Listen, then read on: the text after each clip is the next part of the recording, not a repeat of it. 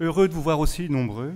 Alors, bienvenue au MUMONS pour cette nouvelle conférence organisée en collaboration avec le Muséum régional des sciences naturelles de Mons et intitulée « Bise arbre, gérer les traumas quand on est arbre ». Ce soir, nous allons découvrir le monde fascinant des arbres sous un angle aussi scientifique qu'insolite. Bien que programmés pour pousser droit, les arbres sont parfois tordus, courbés, penchés, voire couchés. Certains semblent échevelés, blessés, presque cabossés. Pourquoi ces anomalies? Comment les arbres affrontent-ils les agressions physiques et se reconstruisent-ils après un accident? Quelles sont les clés d'une résilience réussie? Pour nous éclairer sur ces questions, nous avons l'honneur d'accueillir ce soir Catherine Lehn, docteure en physiologie végétale et enseignante-chercheuse à l'Université Clermont-Auvergne. Catherine Lehn travaille au laboratoire PIAF, spécialisé dans l'étude des réponses des arbres aux stimulations mécaniques, comme le vent ou la gravité. Elle est également directrice de la Maison pour la Science en Auvergne depuis 2016, où elle forme aussi bien des étudiants que des enseignants. Mais Catherine Lehn est bien plus qu'une chercheuse. C'est une vulgarisatrice de talent, capable de rendre accessibles des connaissances complexes à un large public. À travers ses livres « Dans la peau d'une plante »,« Dans la peau d'un arbre » et son tout dernier ouvrage « Vous avez dit bise arbre », paru en mars 2024, elle transmet sa passion pour la botanique avec une clarté et une curiosité qui nous captivent. Ce soir, elle nous invite à une balade insolite dans ce qu'elle appelle le cabinet de curiosité des arbres. Préparez-vous à découvrir les mécanismes fascinants par lesquels ces êtres vivants réagissent aux agressions, se reconstruisent, s'adaptent et finalement survivent. Je vous souhaite à toutes et tous une excellente conférence en compagnie de Catherine Lehn. Je vous cède la parole. Merci infiniment d'être venus si nombreux et merci à l'Université de Mons, au MUMONS, de m'accueillir ce soir en Belgique. Je suis donc venue avec mes bisarbres sous le bras. Je vais vous montrer un petit peu cette promenade dans ce cabinet de curiosité, comme il a été dit. Juste préciser effectivement que, voilà, à qui j'appartiens, entre guillemets. Donc, mon métier, je suis enseignante-chercheuse. Ça veut dire que je fais à la fois de l'enseignement aux étudiants et aux enseignants, effectivement, comme il a été dit, et de la recherche dans un laboratoire de recherche qui travaille sur les arbres. Ce laboratoire, effectivement, c'est le PIAF, P-I-A-F. Alors, comme vous êtes assis, je peux vous dire ce que ça veut dire. PIAF, ça veut dire physique et physiologie intégrative de l'arbre en environnement fluctuant. Alors, ça paraît compliqué, en fait, c'est assez simple. C'est un laboratoire qui cherche à comprendre comment les arbres perçoivent les facteurs de leur environnement et comment ils répondent à cette perception de manière adaptée. Et donc les facteurs que nous étudions, il a été cité les facteurs mécaniques. Effectivement, ça c'est dans mon équipe où on travaille sur le vent et la gravité. Et je vais vous en parler un petit peu ce soir. Mais il y a aussi d'autres équipes qui travaillent sur la sécheresse, la température, que ce soit le chaud et le froid, en particulier le gel. Donc voilà, vous voyez différents facteurs qui sont donc étudiés au laboratoire. C'est un laboratoire qui a deux tutelles, ici, pardon. Donc l'Université Clermont-Auvergne à laquelle moi j'appartiens, puisque je suis une universitaire, et puis l'INRAE, qui est un institut de recherche public français, qui travaille, le A c'est agronomie et le E c'est environnement. Donc voilà, qui travaille sur, qui a des chercheurs travaillant à temps plein donc, sur des questions d'agronomie et d'environnement. Alors, c'est parti, je crois que j'ai tout dit. Donc, vous avez dit bisarbre, comment faire face au trauma de la vie quand on est arbre. Donc, je ne peux pas vous montrer tout ce soir, ça serait trop long, d'accord? Donc, évidemment, c'est un choix que j'ai fait de vous emmener pour vous parler un petit peu de la résistance et la résilience des arbres. Vous allez voir deux mots-clés dans le monde des arbres. Alors d'abord, de quoi vais-je parler? Eh bien, de l'arbre. Alors c'est quoi un arbre? Vous savez, un scientifique, la première chose qu'il fait quand il étudie un objet, c'est qu'il essaye de comprendre ce qu'est cet objet et donc de le définir. Donc définir un arbre, bon, tout le monde sait ce que c'est un arbre. Eh bien, vous allez voir que ce n'est pas si facile que ça parce que les différents points de la définition, il y a tellement d'exceptions à chaque fois que c'est un petit peu un exercice périlleux. Donc un arbre, c'est une plante ligneuse d'abord, c'est-à-dire emplie de bois. Le bois, c'est vraiment la caractéristique de l'arbre. Alors ça, c'est le premier point de la définition botanique. Et déjà, il y a plein d'exceptions. Parce qu'il y a des plantes qui ont des pores d'arbres, comme les palmiers ou les fougères arborescentes, et il n'y a pas de bois là-dedans. Aucun bois. Donc vous voyez déjà des premières exceptions. Deuxième point, la tige dominante. Pour être un arbre, labellisé arbre, la plante doit se construire avec une tige dominante qui va donner le tronc. Mais là aussi, je suis sûre que vous avez en tête plein d'arbres que vous connaissez, et vous vous dites, bah non, le mien il en a 2 ou le mien il en a 5. Et on va en parler un petit peu ce soir. La hauteur. Là, la hauteur, on est à peu près tous d'accord, il faut que ce soit haut, un arbre. Et il y a une espèce de hauteur qui a été choisie, un petit peu arbitraire, c'est 7 mètres de haut. Alors là aussi, c'est la définition botanique, et puis dans certains organismes des Nations Unies, par exemple, on va définir la forêt comme étant un ensemble d'arbres, c'est-à-dire de plantes dépassant 5 mètres de haut. Vous voyez, ce n'est pas la même limite. Donc ça dépend de qui parle. Donc le botaniste, lui, dit 7 mètres. Alors ça veut dire que plus petit que 7 mètres, ce n'est pas un arbre, c'est un arbuste. Et donc un jeune arbre en train de pousser, avant qu'il n'ait atteint la limite des 7 mètres, eh bien, il est un arbuste. Troisième point, ça, par contre, c'est toujours vrai, c'est le corps autoportant. Je dis quatrième point, le corps autoportant. Ça veut dire qu'un arbre, ça doit savoir se tenir debout, seul, dans le milieu aérien. Et donc, ça exclut les lianes, par exemple le lierre, qui grimpe sur les arbres, qui peut donc atteindre plus de 7 mètres de haut, qui est empli de bois, parce qu'une grosse tige de lierre, c'est plein de bois, et qui a une seule tige dominante. Donc, vous voyez, le lierre remplit les premières définitions, les premiers points de la définition, mais il n'est pas autoportant, il a besoin d'un support. Et enfin, c'est une plante pérenne, ça veut dire une plante qui vit longtemps, plusieurs années, et en tout cas chez nous, dans nos climats tempérés, qui survit à l'hiver, qui est en général donc, la mauvaise saison en climat tempéré. Alors, cet arbre que je vous ai montré juste avant, la photo de gauche ici, vous voyez, cette futaie, c'est une futaie de hêtre, une hêtraie. Prise d'ailleurs pas très loin de chez vous, puisque cette photo-là, je l'ai prise dans le nord de la France. Alors cette hêtraie, vous voyez, les arbres qui la constituent sont très différents dans leur forme avec celui-là qui pousse dans un endroit beaucoup plus isolé. Ici, dans la hêtraie, il y a beaucoup d'arbres. La densité des arbres est importante, alors qu'ici, vous voyez qu'il n'est pas trop gêné par les congénères autour de lui, et donc il a une autre allure. Et pourtant, c'est la même essence. C'est-à-dire que ce qui change, là, c'est la hauteur du tronc. En futaie, les troncs sont très allongés, très hauts. Alors que quand l'arbre est isolé, le tronc est court et les branches qui font le houppier, l'ensemble des branches de l'arbre, commencent très bas. On a des branches basses.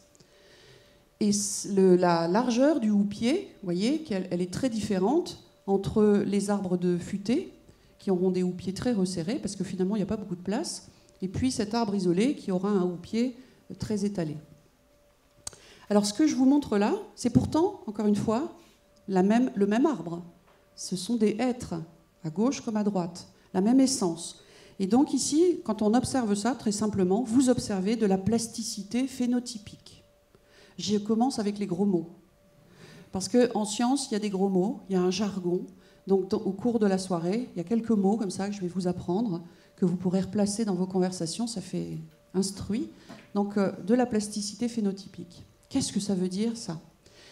Eh bien, c'est donc le synonyme, c'est des formes variables. Mais je vais aller un petit peu plus loin quand même pour vous montrer que la forme d'un arbre, elle est d'abord liée à sa génétique, à son patrimoine génétique. Un arbre, dans ses cellules vivantes, possède des chromosomes, comme nous, comme tous les êtres vivants. Il y a des chromosomes à l'intérieur des cellules vivantes. Ces chromosomes, vous voyez, ça fait une sorte de petite structure en X. Et chaque bras d'un chromosome, ici, il y en a un qui est déplié, est formé d'une grande molécule très longue qu'on appelle la molécule d'ADN, ici. Et cette molécule d'ADN, elle porte un code, qui est le code, qui porte donc un code qui peut être lu et décodé. Et ces portions d'ADN qui sont lues et décodées, ça s'appelle des gènes. C'est pour ça qu'on appelle ça le patrimoine génétique, parce que cet ADN porte les gènes. D'accord ? Et donc, que se passe-t-il quand un gène est lu ? Alors, l'ensemble des gènes de tous les chromosomes du être forment son génotype. Et le génotype d'un être, c'est un génotype de être, et il sera différent du génotype d'un chêne ou du génotype d'un peuplier. Et donc, quand ce génotype est lu, on dit qu'il est exprimé, les gènes s'expriment, ils vont permettre l'assemblage d'acides aminés pour former des protéines. Ici, une petite protéine qui se construit, qui se replie sur elle-même et qui peut même s'associer avec des copines pour former un gros complexe protéique quelconque, hein, et qui va être actif dans la cellule, qui va permettre de faire quelque chose, c'est-à-dire par exemple de décider de la disposition des feuilles le long des branches, ou bien de la silhouette générale de l'arbre, ou bien de la forme de la feuille, etc. Donc tout ce qui se voit ici, tout ce qui permet de reconnaître le être, c'est le résultat de l'expression du génotype de ce être. Et tout ce qui est visible, l'ensemble de ces caractères visibles, on appelle ça le phénotype. Donc ça, c'est pour vous expliquer dans ce mot de plasticité phénotypique. Phénotype, c'est finalement ce qui se voit. D'accord ? Phénos, en grec, ça veut dire ce qui se voit. Alors, c'est lié à la génétique, on vient de le voir, mais ces gènes, ils vont s'exprimer aussi en réponse aux facteurs de l'environnement. C'est-à-dire qu'il va y avoir une interaction entre le génotype et l'environnement, les conditions environnementales. Et donc, ici, pour expliquer les formes différentes entre ces deux arbres, c'est que les conditions environnementales de l'arbre ne sont pas les mêmes. Et effectivement, qu'est-ce qui est modifié entre la gauche et la droite ? C'est la densité de population, hein, la densité des arbres, et en particulier, finalement, l'accès à la lumière. Celui qui est isolé, il n'a pas de problème, il va être baigné de lumière. Ceux qui sont en futaies, c'est un petit peu plus compliqué, la compétition est plus rude. Alors en fait, ce n'est pas tellement cette compétition pour la lumière qui va décider de la forme de ces deux arbres, mais regardez, c'est que en fait, les arbres se voient entre eux. Alors je vous explique. La lumière du soleil, ici, il y a un petit soleil qui est représenté, qui arrive sur la planète, sur la Terre, et ici c'est le spectre, ce qu'on appelle le spectre solaire, et dans ce spectre solaire, dans cette lumière qui baigne la Terre, vous avez des différentes couleurs, en fait. Il y en a que vous connaissez, parce qu'il y en a que votre œil est capable de percevoir. Assez peu, hein, parce que regardez, dans tout cet ensemble de différentes couleurs, alors chaque couleur a ce qu'on appelle une longueur d'onde différente, parce que la lumière est une onde qui a des longueurs d'onde très courtes ici sur la gauche et des longueurs d'onde plus longues ici sur la droite. Et la partie que nous voyons, humains, la partie de lumière visible, ce sont les lumières qu'on voit quand on regarde un arc-en-ciel, c'est-à-dire du violet au rouge. Voilà, du violet. Alors le schéma est inversé ici, du violet au rouge. Et par contre, au-delà du rouge, il y a plein d'autres radiations, dont les infrarouges, un peu plus loin les micro-ondes, encore un peu plus loin les ondes radio, avec des longueurs d'onde de plus en plus grandes, et des énergies transportées de plus en plus faibles, peu importe. Et ici, le violet, en deçà du violet, vous avez les rayons X, les rayons gamma, des radiations d'ailleurs qu'on utilise dans la médecine, hein, pour aller observer l'intérieur du corps, par exemple. Donc, ceci étant dit, pourquoi je vous raconte ça ? Parce qu'en fait, quand on regarde une feuille, ici vous avez en fait une petite coupe de feuilles, d'accord ? C'est comme si je regardais la tranche d'une feuille verte. Alors elle est dessinée en gris, mais imaginons que c'est vert. Ça, c'est la peau supérieure de la feuille. Et vous avez la lumière qui arrive sur la surface de la feuille par le haut. D'accord ? Et là, le dessinateur a indiqué l'arrivée des radiations bleues, l'arrivée des radiations vertes, l'arrivée des radiations rouges. Donc tout ça, c'est visible pour nous. Et puis l'arrivée des infrarouges proches, en anglais near infrared, donc les infrarouges proches, que nous ne voyons pas. Et qu'est-ce qu'on constate ? Eh bien, le bleu et le rouge sont pratiquement arrêtés dans la feuille parce qu'ils sont absorbés par les chlorophylles de la feuille. Les chlorophylles, c'est-à-dire ces pigments, hein, qui colorent la feuille en vert. Alors d'ailleurs, pourquoi ça colore la feuille en vert ? Parce que justement, ces pigments absorbent le bleu et le rouge majoritairement. Ce sont les radiations utiles pour la photosynthèse. Et pas le vert. Le vert n'est pas absorbé par la feuille. et il est majoritairement réfléchi par les feuilles. C'est pour ça que nous voyons le monde végétal en vert. Parce que le bleu et le rouge sont gardés dans la feuille, et la lumière qui est la plus réfléchie par la feuille, c'est le vert. Donc c'est comme ça qu'on voit les feuilles vertes.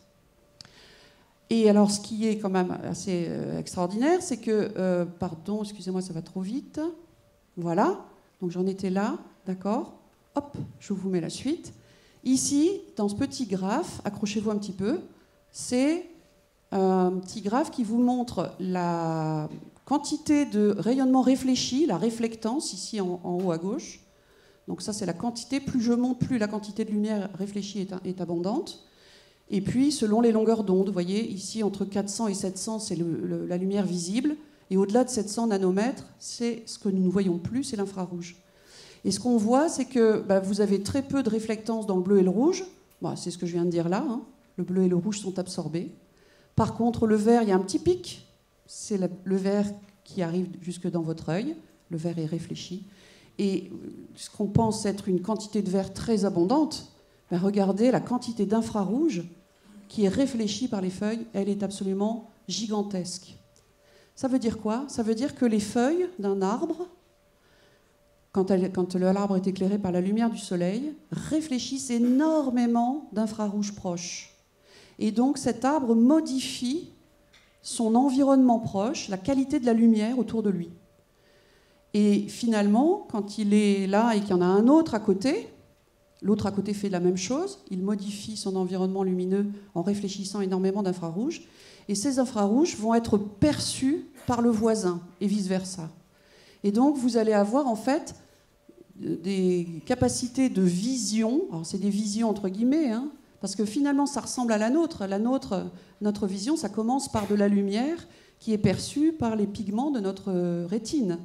C'est exactement le même principe, des lumières qui sont perçues par des pigments. Et ici, les pigments en question sont des pigments qu'on appelle les phytochromes, qui vont percevoir la lumière infrarouge. Vous voyez ici cette plante qui est éclairée par la lumière du soleil, qui réfléchit beaucoup d'infrarouge. La petite voisine le capte, et ça va déclencher une réaction dans ces cellules qui va booster sa croissance en hauteur. Donc en gros, la perception, c'est la perception des infrarouges par les phytochromes, qui sont comme des yeux diffus dans les feuilles vertes.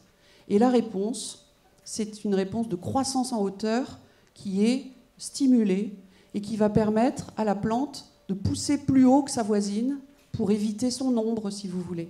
Donc cette réponse-là, on l'appelle la réponse d'évitement de l'ombre. Et c'est exactement ce qui se passe dans une futaie. Pourquoi les troncs sont si allongés?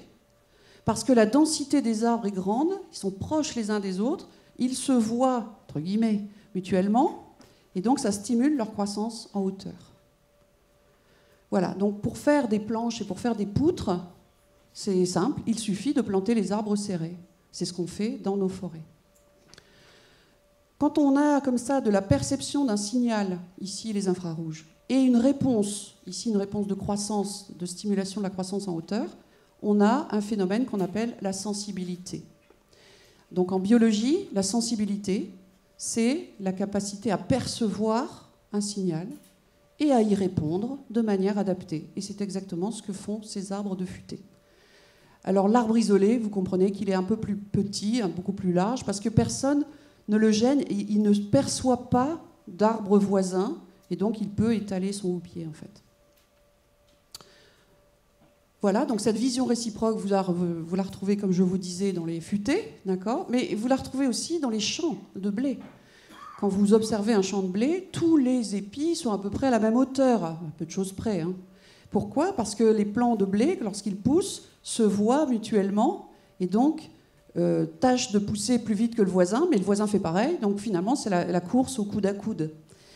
Alors ça, il y a des expériences qui ont montré, enfin on a détruit les phytochromes en abîmant les gènes qui permettent leur fabrication dans les cellules. En gros, on a rendu les plants de blé aveugles en enlevant les phytochromes, et ensuite on a semé.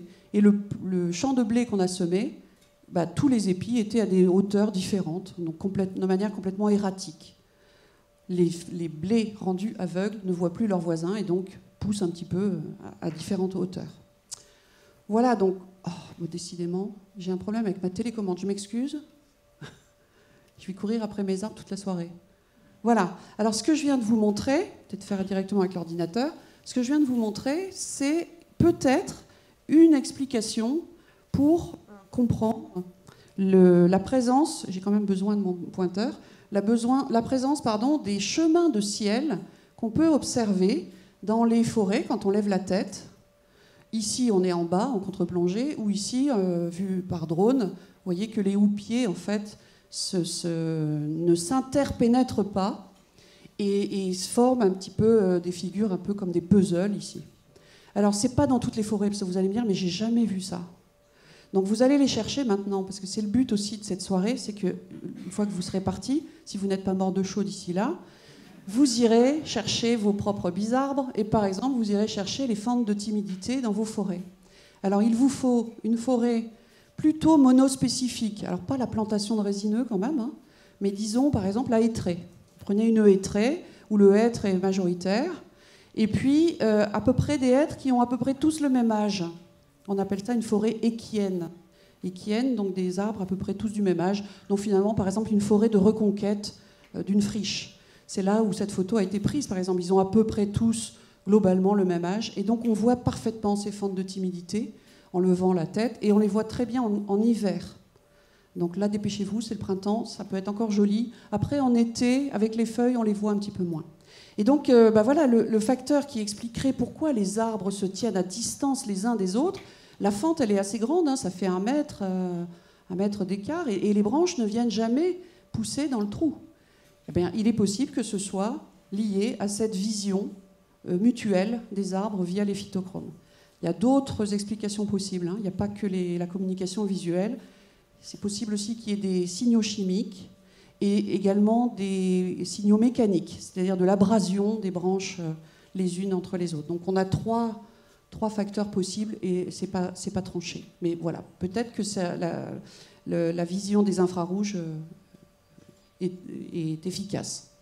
Alors, on a donc vu qu'on peut avoir plusieurs phénotypes pour un même génotype, c'est la plasticité phénotypique.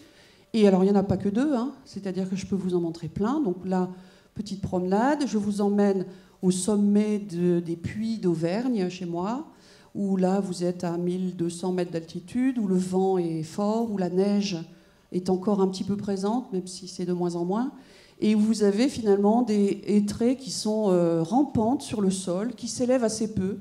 Les arbres sont assez tordus. Vous avez aussi des endroits où les hêtres peinent à pousser, à monter en hauteur. Alors pourquoi ? Parce qu'ici, ces hêtres sont dans une prairie soumis à la dent des moutons en permanence. Donc impossible de pousser très haut. Donc c'est ce qu'on appelle de l'abrutissement. Et ça, c'est un hêtre exactement comme ceux des futaies que je vous ai montrés tout à l'heure. Et ça fait à peine 1 mètre de haut. Ici, un beau hêtre en situation assez isolée qui est particulièrement branchu. Je ne sais pas si c'est très français, branchu, mais j'aime bien le mot. Et vous comprenez. Ici, c'est un hêtre bipède. Vous voyez, il a 2 jambes. Alors ce soir, je n'expliquerai pas ce bipède. Mais il est dans le livre, vous avez dit bisarbre, si ça vous intéresse. Vous avez... Ah, tiens, en voilà un qui a plein de troncs. C'est un seul arbre, ça. Il est multitronc. Celui-là, c'est un danseur. Vous voyez, il est courbé à la base. Celui-là, c'est une gueule cassée, un tronc à moitié affalé, qui a perdu la tête. Celui-là, je vais vous en reparler, et qui fait des choses ici vers le haut. Et enfin, celui-là, c'est carrément un monstre. Donc il est tout déformé, couvert de mousse, il est très beau celui-là. Et là aussi, on va se demander pourquoi il est comme ça. Donc je vais vous emmener, vous montrer quelques-unes de ces formes et vous expliquer quelle est la science qu'il y a derrière. Et souvent, d'abord et avant tout, et comme ça me permet de vous parler d'un petit peu de mes travaux de recherche, ce sont les signaux mécaniques qui sont impliqués. Alors, la première chose que je vais vous montrer, c'est la résistance. Alors, que fait un arbre dans le vent ? Comment un arbre pousse dans le vent ? Donc ici, je vous montre, la photo n'est pas très bonne, mais bon, c'est le résultat d'une manip un peu ancienne déjà, où nous avions fait pousser des noyers dans le verger autour du labo. Ces 2 arbres ont le même âge, ils ont été plantés en même temps, ils devraient avoir la même forme, hein, d'accord ? Mais celui-là, on l'a laissé pousser librement. Donc lui, il a vécu dans le vent de la plaine de la Limagne, au nord de Clermont. Et puis celui-là, on l'a fait pousser dans un tube en plastique qu'on appelle un tubex, qui est une sorte de tuteur, si vous voulez. Et dans ce tubex, ce petit arbre qui a poussé dans le tube, sa course au vent est très limitée. Il ne peut pas fléchir comme celui de gauche. Et donc, en fait, le fait de voir du vent, ici à gauche, vous voyez qu'un arbre qui pousse dans le vent va être beaucoup plus petit qu'un arbre qui ne peut pas se mesurer au vent. Donc, le vent diminue la croissance en hauteur des arbres. Deuxièmement, vous avez ici au niveau de l'appareil racinaire, vous voyez que l'appareil racinaire est plus développé que son voisin, et donc l'arbre qui pousse dans le vent va développer un système racinaire beaucoup plus efficace pour s'ancrer. Et enfin, ce qui ne se voit pas trop ici, mais on va faire une coupe, quand on regarde dans les troncs, les arbres qui ont subi le vent, alors ici vous avez un tronc, alors ça c'est une manip sur peuplier, vous avez des petites tranches de troncs, quand on regarde au microscope, c'est des troncs tout petits, hein. Et vous voyez qu'ici en rose, c'est le bois qui a été formé par ce peuplier. Là, en bleu, c'est son écorce. Et on voit que lorsqu'un arbre est fléchi toujours dans le même sens, en fait, on mime un coup de vent tous les jours. On fait le coup de vent dans le même sens. C'est un petit peu basique, mais ça marche bien. On fléchit l'arbre. Et quand l'arbre est fléchi dans cette direction-là, vous voyez, il va fabriquer un bois particulier, plus de bois dans cet axe de flexion, et en plus un bois qui est un peu particulier, qu'on appelle un bois de flexion. Et donc, la croissance en épaisseur des troncs va donc être augmentée quand l'arbre peut se mesurer au vent. Alors là, c'est des flexions artificielles, mais il suffit de laisser un arbre au vent et de tutorer son voisin et de regarder ensuite les coupes. Vous aurez le même nombre de cernes, hein, évidemment, parce que le même nombre de couches de bois formées chaque année, une couche de bois par an, mais les couches de bois seront différentes, plus épaisses dans l'arbre qui voit le vent. Au passage, ça veut donc dire que si vous plantez des jeunes arbres, ne les tuteurez pas. Si vous les tuteurez, ils ne peuvent pas se mesurer au vent, ils ne peuvent pas se fléchir dans le vent, ils ne peuvent pas apprendre du vent. On a vraiment montré qu'il s'agit d'un véritable apprentissage, et donc ils feront moins de bois que les arbres qui se mesurent au vent. Si vous les tuteurez, il faut les tuterer lâches, avec des liens élastiques, que l'arbre puisse osciller dans le vent et se construire en fonction du vent. Sinon, si vous enlevez le tuteur, et ça j'en ai déjà vu sur les parkings de supermarchés, c'est là où ça pousse le mieux, de ces grands arbres échalas très, très allongés, avec des tuteurs très serrés, puis un jour on enlève les tuteurs, et ça, en une heure, l'arbre il est comme ça, et hop, il flambe. Pouf, il se retrouve par terre, parce qu'il a mal dimensionné sa croissance. Il n'a pas fait assez de bois, et il a fait trop de croissance en hauteur, un peu comme lui. Et ça ne tient pas debout quand on enlève le tuteur. Ok, donc ce que je viens de vous décrire là, ce syndrome de croissance, la réduction de la croissance en hauteur, l'augmentation de la croissance en épaisseur et l'augmentation de l'ancrage racinaire, ça s'appelle un syndrome de croissance et il porte un nom, et c'est le deuxième gros mot de la soirée, ça s'appelle de la tigmomorphogenèse. Ah, celui-là, il est beau. Tigmomorphogenèse. Alors ça vient d'où? Vous savez, les scientifiques, ils inventent des mots quand ils découvrent des phénomènes. Et en général, ils vont chercher les racines grecques ou latines, parfois, mais souvent les racines grecques de mots, pour les coller ensemble. Donc vous reconnaissez, morpho, c'est la forme. Genèse, c'est la formation, l'apparition, l'acquisition, si vous voulez. Et tigmo, en grec, c'est le contact. Alors vous allez me dire, il n'y a pas de contact, là c'est du vent. Alors en fait, ce mot, il a été inventé d'abord sur les plantes grimpantes, les petits liserons, les clématites, d'accord, qui montent autour, qui s'enroulent autour d'un support. La tige d'une clématite ou d'un liseron, elle pousse droit, puis quand elle touche un support, ou le haricot, les rames de haricot, quand elle touche un support, cette tige, elle va diminuer sa croissance du côté de la partie de la tige qui touche le support, et la partie extérieure continue à s'allonger de la même façon. Donc ça s'allonge moins contre le support, ça s'allonge plus à l'extérieur. Résultat, ça tourne autour du support, ça s'enroule autour du support, d'accord? Donc c'est là où on a inventé le mot tigmomorphogenèse, acquisition de la forme en réponse au contact. Et ensuite, on a élargi ce mot en y mettant finalement la perception de tous les signaux mécaniques. Et le vent est un signal mécanique, en fait, que perçoit l'arbre. Ici, c'est sa flexion. Donc ça reste un contact même s'il n'est pas très visible. Voilà, donc la thigmomorphogenèse. Alors, vous allez me dire, c'est bien beau tout ça, mais ça sert à quoi? Parce que, est-ce que c'est un artefact de laboratoire, hein, du fait qu'on travaille sur des petits arbres dans les labos, en conditions contrôlées, etc. Alors, juste pour vous montrer ici un petit extrait d'un film, d'un reportage d'envoyé spécial qui avait été fait il y a quelques années au labo.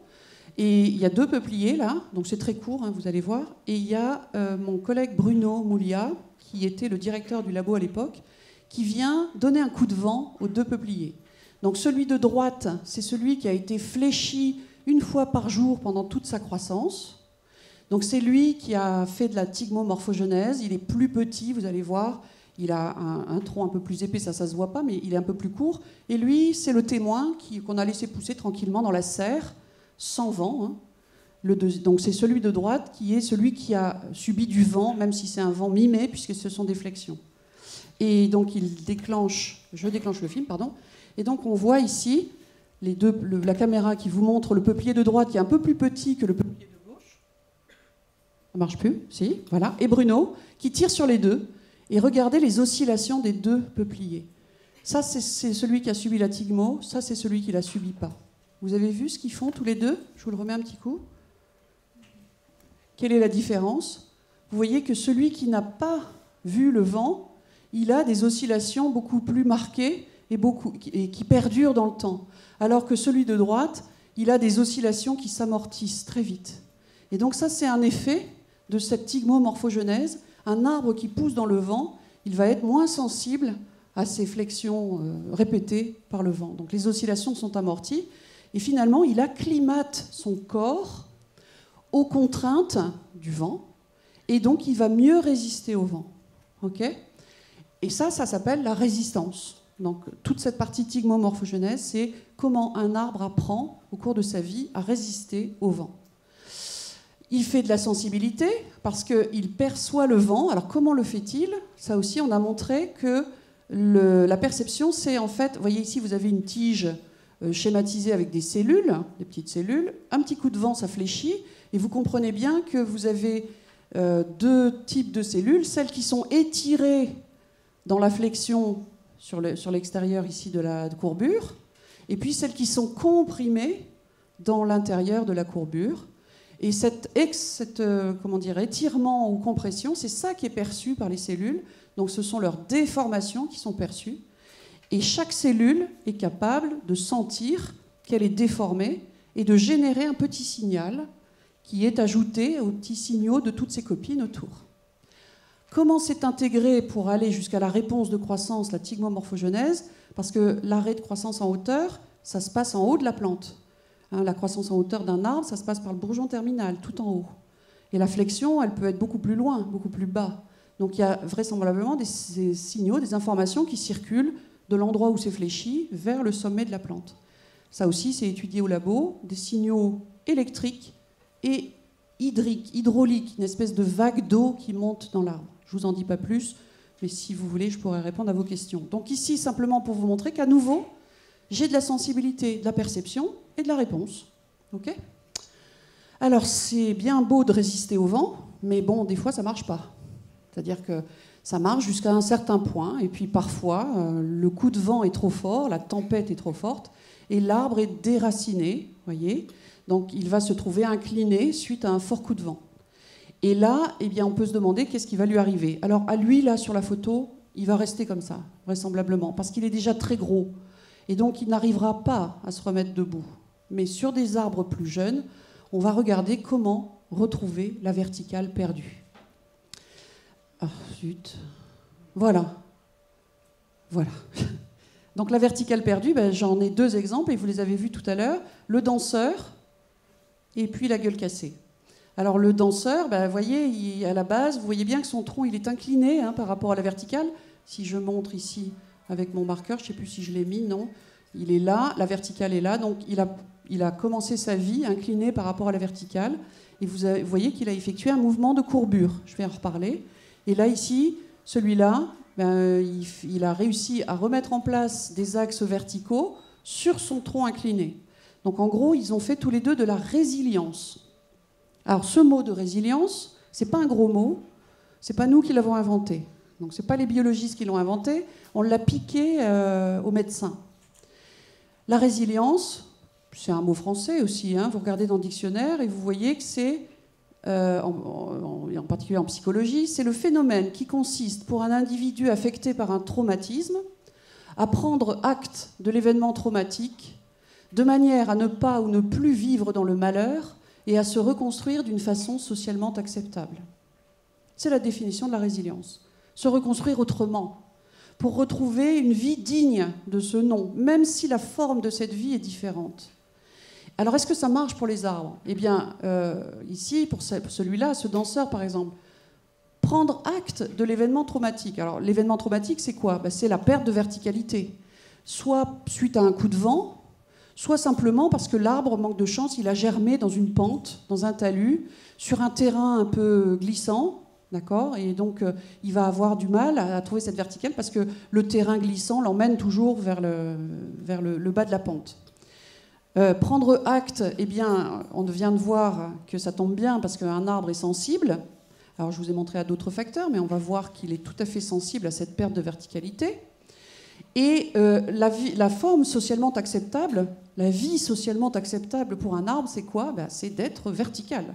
L'arbre, il est programmé pour pousser à la verticale. Et donc, finalement, c'est retrouver à tout prix la verticalité. Alors, comment?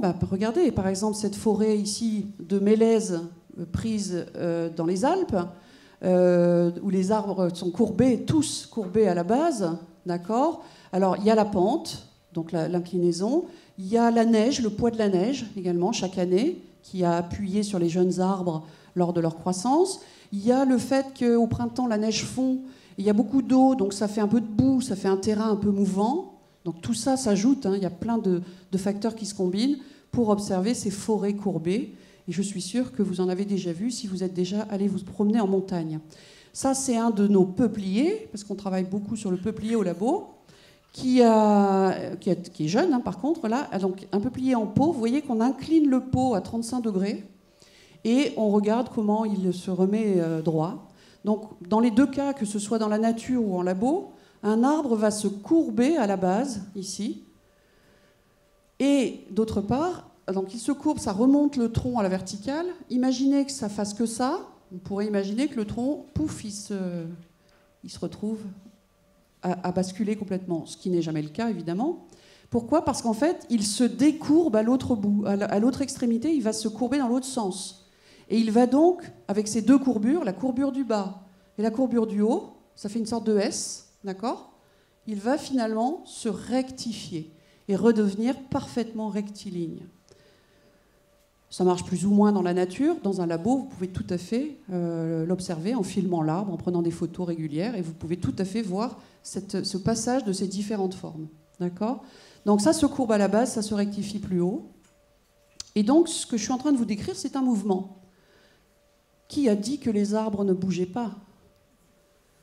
Les arbres passent leur vie à bouger. Simplement, ils bougent avec une échelle de temps qui n'est pas la nôtre. Donc nous, on ne les voit pas bouger, on a l'impression qu'ils sont toujours pareils. Mais en fait, un jeune arbre en particulier, quand il est perturbé comme ça, qu'il quitte la verticale, il va se courber et se décourber. Il va mettre 10 ans, 15 ans, 20 ans, mais il va le faire. Simplement, nous, on ne le voit pas parce qu'on est souvent un peu trop pressé et c'est long, c'est très long. Donc, ce mouvement de redressement, un mouvement, là je suis en train de faire des mouvements devant vous. Vous faites même vous des mouvements sur vos sièges pour vous tenir debout, restez assis. Et quand on dit mouvement, ça sous-entend qu'il y a des muscles, il y a des moteurs en tout cas, des moteurs qui permettent de redresser notre corps à la verticale ou de le tenir assis. Alors est-ce qu'il y a des muscles ou des moteurs dans un arbre? Donc des muscles, jusqu'à preuve du contraire, non, mais quand même, on va regardez ce tronc de sapin qui a été coupé. Alors il a été coupé en 2016. Donc ça veut dire que le dernier cerne qu'il a fabriqué, parce qu'un arbre ça pousse de l'extérieur, hein, sous l'écorce, ça ne peut pas pousser à l'intérieur. Tout ça c'est dur comme du bois, donc on ne peut pas remettre un cerne de bois à l'intérieur du matériau qui est déjà très dur, très rigide. Donc ça pousse de l'extérieur sous l'écorce ici, c'est le seul moyen. Et ce cerne de bois ici a été mis en place en 2016. Vous savez qu'un arbre fabrique chez nous, dans notre climat tempéré, une couche de bois par an. Et par contre, il a quand même une tête un peu bizarre. Qu'est-ce que vous en pensez? Est-ce qu'il est rond? Non. Déjà, quand on regarde une souche, la souche d'un arbre, en général, c'est quand même à peu près circulaire. Et la moelle, c'est-à-dire le point de départ de la croissance, il est à peu près au centre des couches de bois concentriques. Regardez la moelle ici, elle est complètement excentrée par rapport au centre de cette coupe. Et d'autre part, vous voyez qu'il y a deux types de bois. Il y a un bois régulier, ici avec des cernes parfaitement réguliers, pendant le début de la vie de l'arbre. Et puis, vous voyez, à un moment, qu'est-ce qui se passe? Il a subi quelque chose, et on a ici des cernes complètement déformées, qui en plus sont colorées différemment, parce que le bois qui se met en place là est un peu différent du bois normal. Alors, que lui est-il arrivé? Si vous voulez, on va remonter le temps pour identifier son accident. 2016, donc l'année d'avant, c'est 2015. L'année d'avant, 14, 13, 12, 11, 10, 9, 8, 7, 6, 5, 4, 3, 2, 1, 0. Partez. Non, restez là. Donc le départ, enfin le premier cerne déformé et bizarre, c'est le cerne de l'an 2000. Ça veut dire que le cerne juste avant, le dernier cerne normal, c'est celui de l'année 1999. Donc que s'est-il passé entre l'année 1999, où l'arbre avait fait un cerne parfaitement normal, et l'année 2000, où il s'est mis à faire un cerne parfaitement bizarre? Vous vous souvenez? La tempête. Même les deux tempêtes, parce qu'entre Noël et Nouvel An 1999, deux énormes tempêtes sont passées sur l'Europe, ont mis par terre pas mal de nos forêts. Et ce petit sapin, qui avait à peu près, pas tout à fait 20 ans, 13 ans, 96, 13 ans, il s'est trouvé incliné par la tempête, mais il n'a pas été complètement déraciné. La preuve, c'est qu'il a continué à vivre jusqu'à l'année 2016 où il a été récolté. Donc il est resté vivant, mais incliné. Et dès qu'il a été incliné, il a perçu sa perte de verticalité et il s'est mis à fabriquer un bois particulier sur sa face. Alors ce bois particulier, on appelle ça un bois de réaction, et il le met en place sous sa face, sur la face inférieure de son tronc, incliné. Et ce bois de réaction a la particularité chez les conifères de se dilater en vieillissant. Se dilater dans le sens du tronc. Donc en se dilatant, dans ce tronc qui est incliné, vous imaginez ici sur le dessous du tronc, quelque chose qui se dilate et donc qui pousse comme un vérin. C'est ce qu'on appelle un bois de compression. Et ce bois de compression, c'est lui qui, en se dilatant progressivement, pousse le tronc vers le haut pour le remettre à la verticale. Donc c'est lui qui est responsable de la courbure. Hein. Quand on a des beaux arbres courbés comme sur la photo d'avant, on ne le fait pas parce que ces arbres sont très beaux, mais on aurait envie d'aller donner un petit coup de tronçonneuse pour voir la forme du tronc. Je ne le fais pas, rassurez-vous. Mais c'est vrai que c'est là qu'il se trouve ce bois de compression chez les conifères, et vous aurez la même stratégie chez les feuillus, mais inverse. C'est-à-dire chez les feuillus, le bois de réaction va se mettre en place sur la face supérieure du tronc incliné, et ce bois de feuillus, de réaction de feuillus, a tendance à se rétracter en vieillissant. Un peu comme c'est le principe du biceps. Vous voyez, pour faire monter le bras, le biceps, ici, il raccourcit. Et il tire le bras vers le haut. C'est exactement le principe. Et on appellera ça un bois de tension, parce que ça tire. Voilà. Donc il y a bien des muscles dans les arbres. Des muscles, entre guillemets, évidemment, mais des moteurs, en tout cas, qui permettent le redressement, le mouvement de redressement. OK ? Alors ça marche bien, sauf si le tronc est trop lourd. C'est-à-dire si l'arbre est déjà trop gros, la masse de bois à redresser est trop importante et le bois de réaction n'aura pas la force nécessaire pour redresser ce tronc. Alors ici, effectivement, en plus là, le sommet de l'arbre est abîmé, donc il ne peut même pas arriver à faire sa courbure sur la partie la plus fine, d'accord ? Eh bien, à ce moment-là, l'arbre va déclencher son plan B. Le plan B, ben, c'est de faire pousser de nouveaux troncs, et ce n'est pas des branches, hein, c'est des vrais troncs, qui repoussent du tronc abîmé, traumatisé. Voilà, donc c'est ce qu'on appelle des rejets verticaux. Okay. Ici, en voilà un autre. Vous voyez ici celui-là qui a été complètement affalé au-dessus de la rivière. Là. Vous les voyez, les rejets verticaux? Attention, pas ceux-là. Ceux-là, c'est des arbres qui sont derrière. Mais en gros, trop tard. Hop, voilà les rejets verticaux. Les suivants est vraiment très spectaculaire. Vous avez là 2 bouleaux complètement fléchis, courbés, la tête dans le lac, et qui ont retrouvé leur verticale perdue en mettant en place des tas de rejets verticaux. Et enfin, ici, alors là, c'est assez spectaculaire, c'est un saule. Les saules sont très forts pour faire ça. Il est complètement cassé, il a été explosé par un coup de tempête. La souche, elle est là, vous voyez, mais elle est vraiment explosée en différents morceaux. Et vous en avez un ici qui est resté en lien avec la souche, donc avec les racines. Ça veut dire que ce morceau-là, cette espèce de planche, qui est une moitié de tronc, est toujours alimenté en sève. Et donc, il a ici fait pousser des tas de rejets verticaux. Ici, la photo est prise, je me trouve ici au bout du tronc. Et vous voyez cette rangée de rejets verticaux. Donc, cette promesse de verticalité incroyable, parce qu'évidemment, tous ces rejets ne vont pas survivre.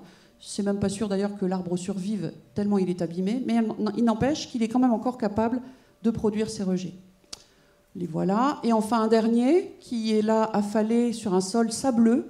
Donc on est en bord de mer, pas très loin de chez vous, dans le nord de la France.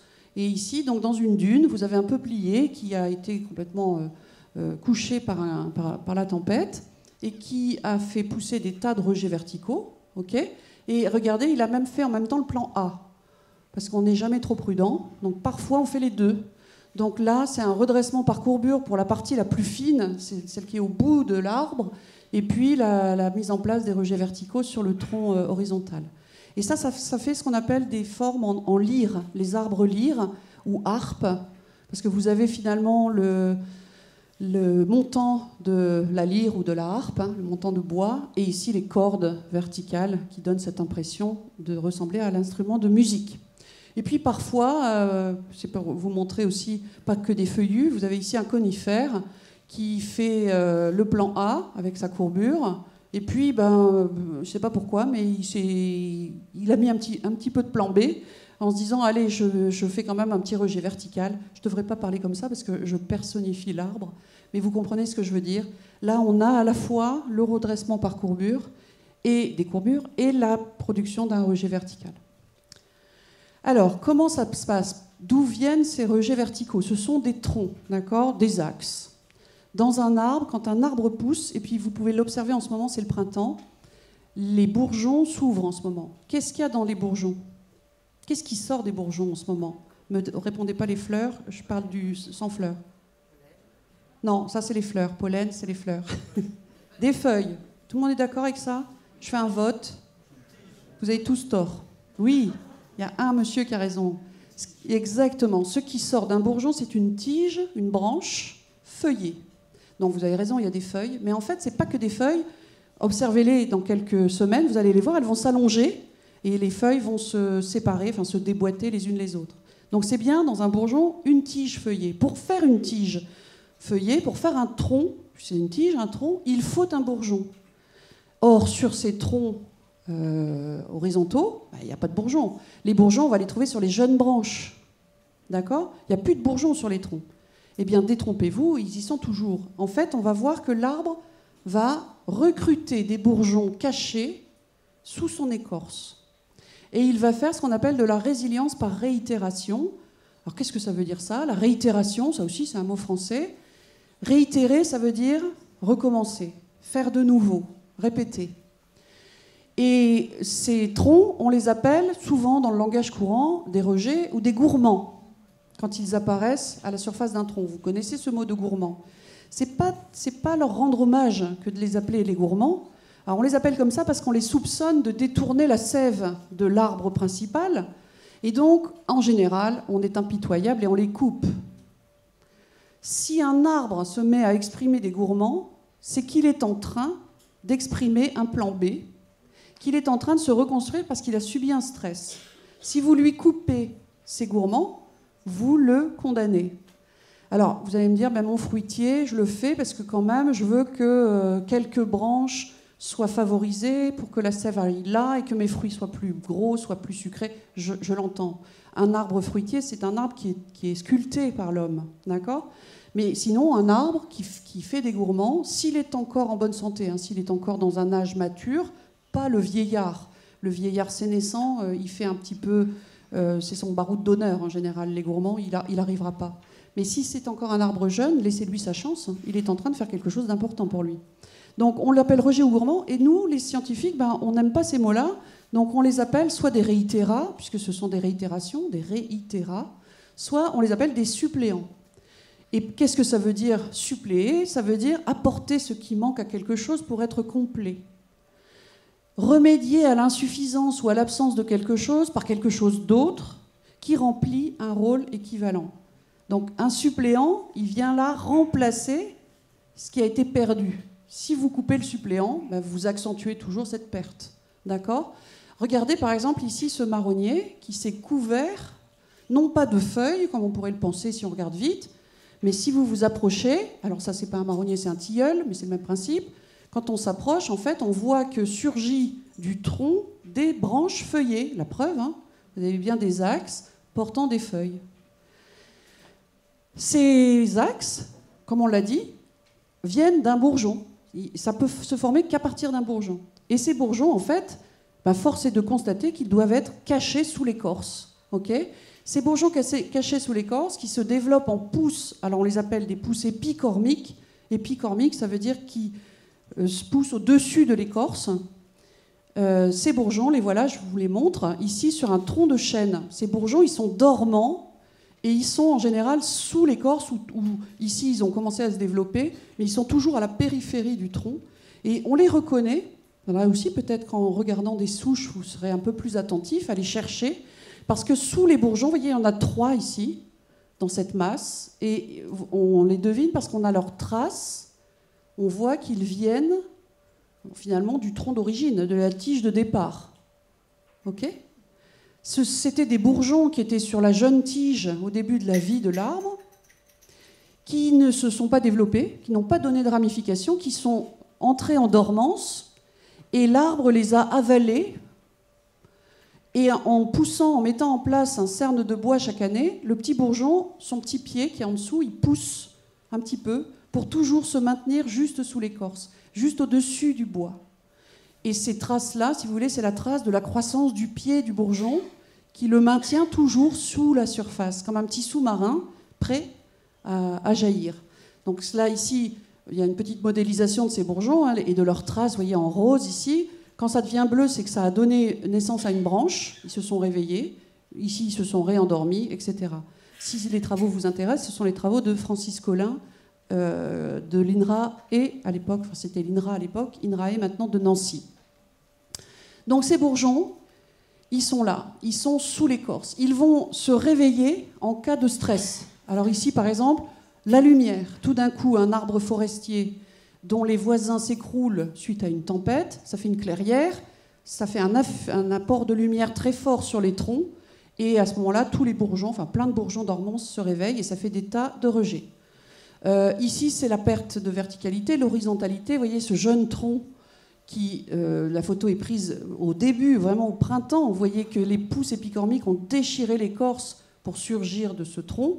Et ici, vous avez un chêne qui a une tête un peu bizarre quand même, hein, parce qu'il a des branches au sommet qui sont en train de mourir. Et puis, il a ici un houppier qu'il a reconstruit à partir des suppléants. Et il s'est complètement redescendu. On appelle ça une descente de cime. Alors, je vais vous montrer d'un petit peu plus près la descente de cime. Alors, avant cela, vous avez compris que tous ces bourgeons qui se trouvent cachés sous l'écorce, ce qu'on appelle le potentiel épicormique, c'est l'assurance-vie de l'arbre. En cas de traumatisme, ces bourgeons vont se réveiller et remettre en place des axes que l'arbre a perdus parce qu'on l'a élagué n'importe comment, que l'arbre a perdu parce qu'il a été étêté par la tempête, que l'arbre est en train de perdre parce que sa cime est en train de mourir suite à un stress hydrique. Et cet arbre, il peut se reconstruire. Et regardez celui-là. Alors, les photos ne sont pas très bonnes. C'est un document issu de travaux d'un collègue, Christophe Drenou. Alors, c'est des vieilles photos. Alors, vous allez me dire quand même, en 2009, la photo aurait pu être plus jolie. Effectivement, je suis d'accord avec vous. Bon, c'est le document, il est comme ça. C'est le même arbre. C'est le même arbre. On va vous raconter sa vie. Regardez, celui-là, en 1910. C'est un arbre qui a un port forestier. Ça veut dire quoi? Un port de futaie. Comment je le vois? Il a un très long tronc, d'accord? Très grand tronc. C'est un tronc de futaie, ça. Ça veut dire qu'il vivait dans une forêt. Qui, là, en 1910, a été complètement coupé. Je ne sais pas quand, hein, peut-être 10, 20, 30 ans avant. Donc, l'agriculteur a coupé sa forêt, récolté son bois. Il a gardé celui-là, je ne sais pas pourquoi. Et la lumière est donc maintenant abondante sur ce tronc. Ça a réveillé les bourgeons dormants sous l'écorce. Et cet arbre s'est mis à faire des tas de suppléants. 10 ans plus tard, ces suppléants sont beaucoup plus abondants. Alors, il y a quand même un truc bizarre, c'est qu'en bas, c'est court, en haut, c'est un peu plus haut. La cime originelle, on voit qu'elle est en train de péricliter, de mourir.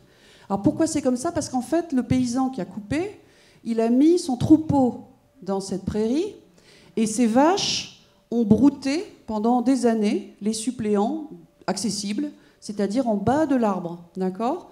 Par contre, en haut, là où la vache ne peut atteindre les feuilles, eh bien, ces suppléants ont pu se développer un petit peu plus.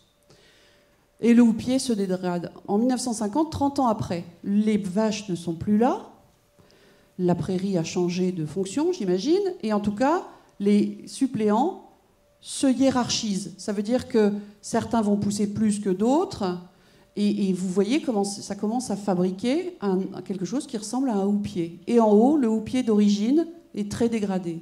30 ans plus tard, le houppier d'origine a complètement disparu, il est tombé, et l'arbre ici a reconstitué une cime plus basse que la précédente, c'est une descente de cime, et en l'an 2009, cette cime prend de l'ampleur, et vous passez ici d'un arbre au port forestier à un arbre au port isolé. Vous voyez quand même la plasticité de cet arbre, c'est incroyable, parce que en 90 ans, 100 ans presque, il a complètement changé d'allure. Et cet arbre ici, peut-être que si heureusement, on ne s'en est pas occupé, c'est-à-dire on lui a laissé faire sa vie. Il aurait été dans un parc en ville, avec un houppier dans cet état-là, mon Dieu, mais il aurait été coupé immédiatement, jugé dangereux, ce qui est possible. Parce qu'effectivement, les grosses charpentières du houppier d'origine, elles ont fini par tomber. Mais peut-être qu'on peut imaginer de laisser nos arbres vieillir, se reconstruire, vous voyez ici, le bel arbre qu'il est redevenu, et là, il est reparti pour 200 ou 300 ans, hein, au moins, plutôt que de décréter, ben non, il ne ressemble pas à un bel arbre, il n'est pas dans les critères de beauté des arbres, donc je supprime. Ou bien j'ai peur qu'il s'écroule, donc je supprime. Voilà. Et là, on a donc ce qu'on appelle un arbre parfaitement résilient. OK ? Ensuite, d'autres exemples que vous avez déjà croisés dans vos promenades, hein, les cépets. Les cépets, c'est justement comment former un arbre multitronc. Donc là, c'est du hêtre, vous avez 8 à 10 troncs, qui ont tous poussé de la même souche. Donc en fait, l'arbre d'origine a été coupé, récolté, on a laissé la souche dans le sol, et de la souche sont repartis des rejets, des suppléants, exactement comme ce chêne ici qui a été récolté dans une futaie, dans une chaînée, et vous devinez ici toutes ces petites pousses de chêne là qui sont en train de redémarrer au printemps. Et donc vous voyez la vigueur de cette souche qui va reconstruire plusieurs troncs. Alors bien sûr, elle en fait des centaines hein, ici de rejets, et il n'y en aura que quelques-uns. La compétition sera rude entre ces centaines de rejets, et il y en a quelques-uns qui prendront le dessus et qui donneront un arbre en cépé comme celui-là. Un autre exemple, là je suis le long d'un chemin dans un parc urbain, et là c'est un peuplier qui est tombé à terre, peut-être suite à la tempête, et qui a été tronçonné, et les employés municipaux ont laissé les troncs sur le bord du chemin pour matérialiser le passage, le chemin. Alors c'était assez rigolo parce que, vous voyez, le plan de coupe de chaque morceau, ou presque, qui se couvre d'une forêt. Et un petit peu plus loin, il y en avait un morceau de peuplier debout. Vous voyez ici les rejets qui sont en train de pousser. Alors c'est pas tout à fait comme je l'ai décrit avant, parce que là, c'est pas des bourgeons cachés sous l'écorce, c'est plutôt de la fabrication de nouveaux bourgeons à partir d'une couche ici, qu'on appelle le cambium. Cette couche, c'est une couche de cellules juvéniles qui se divisent activement. C'est la couche qui normalement permet la fabrication du cerne de bois. C'est là que naît le nouveau cerne de bois. Et bien, lorsqu'on a ainsi un traumatisme aussi fort que celui-là, une coupe, le cambium se met à proliférer. Il va former, je vous montrerai après, des bourrelets aussi qui viennent recouvrir la plaie. Et puis, il peut faire apparaître de nouveaux bourgeons. Donc là, c'est de la néoformation, pour faire réapparaître de nouveaux axes. Retour sur l'arbre couché par la tempête. Et juste pour vous montrer celui-là. Alors là aussi, pour exercer votre œil, quand vous vous promenez, quand vous voyez un fouillis comme celui-là, vous devriez vous arrêter et vous dire « Waouh, qu'est-ce que c'est beau !» Ça vous plaît, c'est beau? Alors la plupart des gens diront plutôt c'est pas nettoyé, cette forêt n'est pas propre. Alors qu'est-ce qu'on a là? On a en fait, pourquoi je prends cette photo, pourquoi ça m'attire? Parce que je vois effectivement ce qu'on appelle un chablis des troncs écroulés par la tempête. Ici j'ai même un voli. Un voli, c'est un arbre, un tronc qui est cassé par la tempête.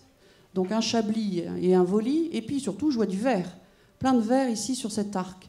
Et là, en fait, cet arbre-là, c'est un jeune hêtre qui s'est trouvé ployé par le voli d'à côté, par le tronc du résineux qui lui est tombé sur la tête et qui l'a couché au sol. Mais il n'est pas mort, il est toujours enraciné ici. Alors je suis allée dans le trou, là, sous la galette de racines de cet arbre tombé ici, pour prendre la photo d'en dessous.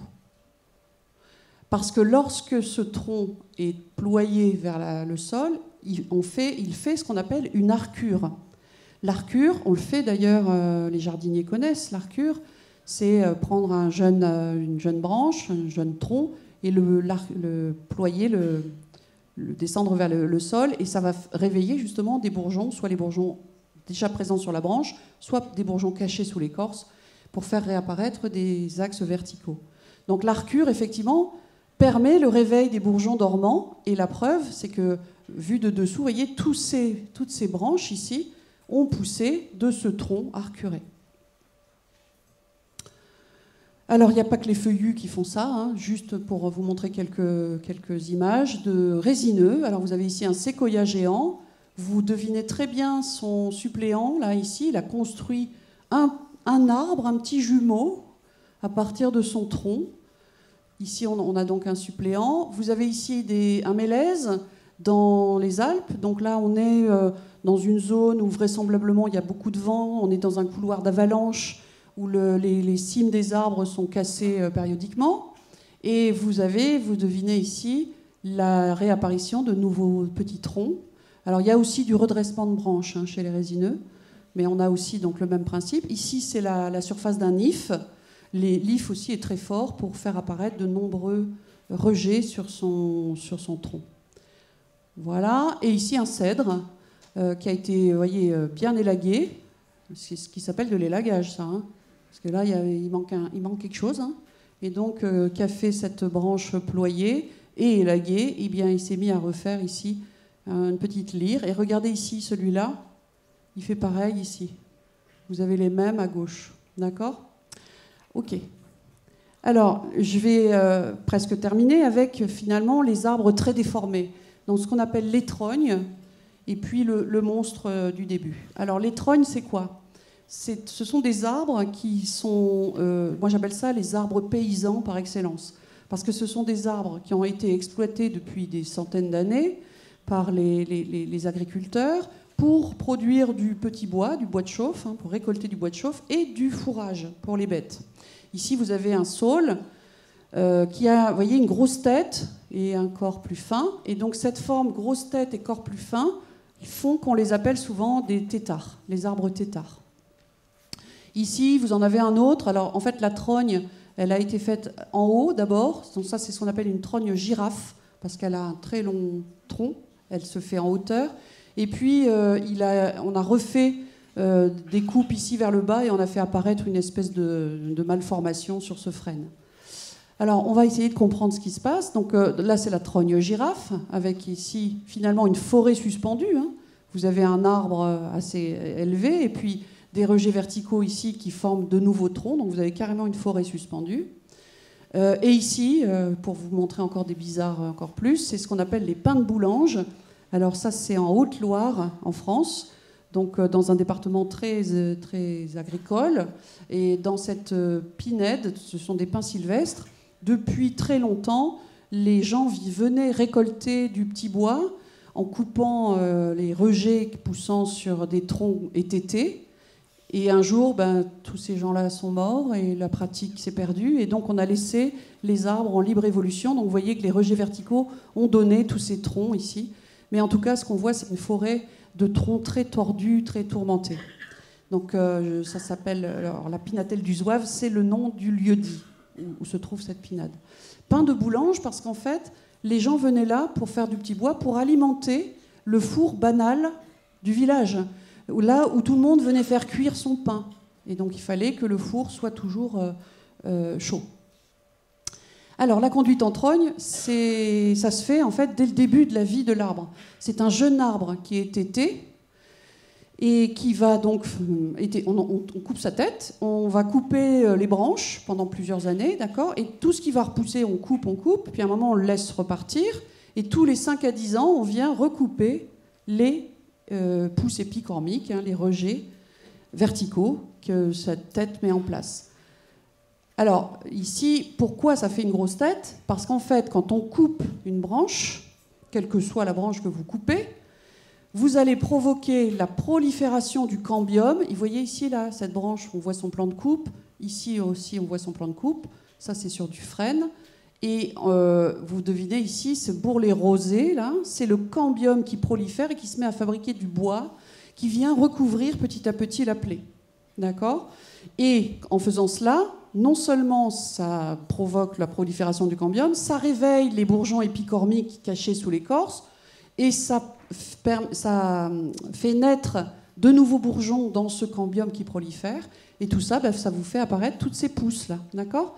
Mais ce qui fait la déformation de la tête, c'est justement l'accumulation des bourrelets. À chaque fois qu'on coupe, ça refait des bourrelets, ça fait réapparaître des rejets, je recoupe, ça refait d'autres bourrelets. Les bourrelets s'additionnent les uns aux autres, si vous voulez, et à un moment, ça fait une grosse tête très déformée. Voilà, donc c'est ce qu'on appelle des bourrelets de recouvrement et le recrutement des bourgeons épicormiques, ceux qui sont cachés sous l'écorce, ou bien même la néoformation, qui va rajouter d'autres rejets que je pourrais recouper, etc. Voilà, et donc si je coupe régulièrement tous les 5 à 10 ans, je peux avoir une trogne entretenue qui donne du bois, du petit bois bien sûr, hein, c'est du bois de chauffage, du fourrage pour les bêtes, et ça peut durer longtemps.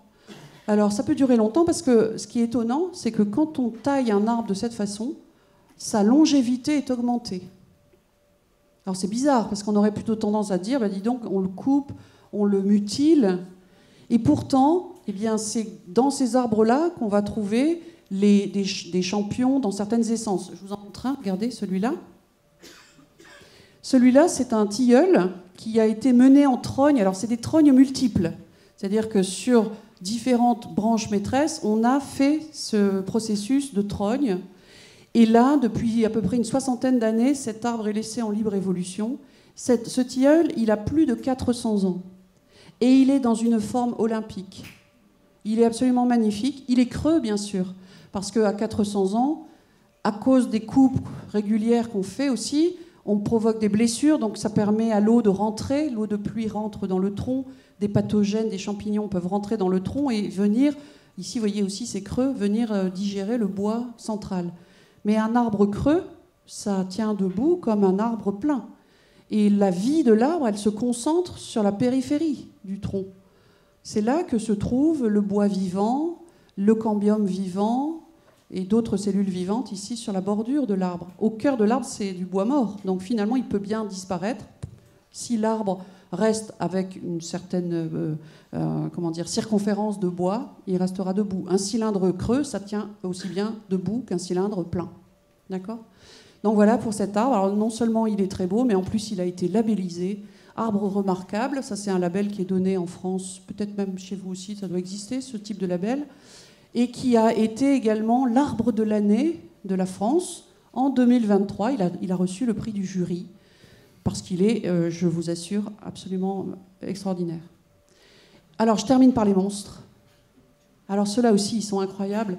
Donc ceux-là, ce sont des hêtres qui poussent depuis plus de 200, 300 ans, plus de 300 ans, le long d'un chemin, un chemin emprunté fut un temps par les agriculteurs, hein, et vous avez des arbres qui sont absolument monstrueux, avec des troncs très courts, très peu élevés, épaissis, déformés, portant de nombreuses grosseurs, comme des tumeurs, des déformations, et puis des rejets verticaux plus jeunes, qui sont donc les suppléants qui sont réapparus.